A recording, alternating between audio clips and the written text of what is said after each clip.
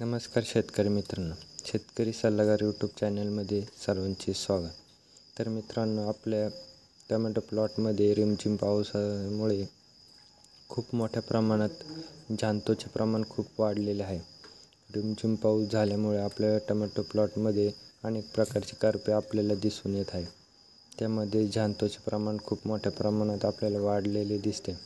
तर मित्रांनो, अशा अवस्थेमध्ये आपल्याला टोमॅटो प्लॉट कसा वाचवायचा आहे यासाठी आपण फवारणी घेणार आहोत.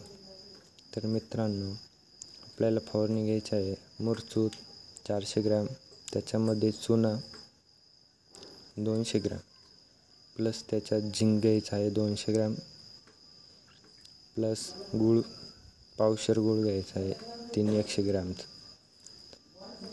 याचं एकंदर द्रावण करून आपल्याला 200 लिटर टिपासाठी फवारणी घ्यायची आहे.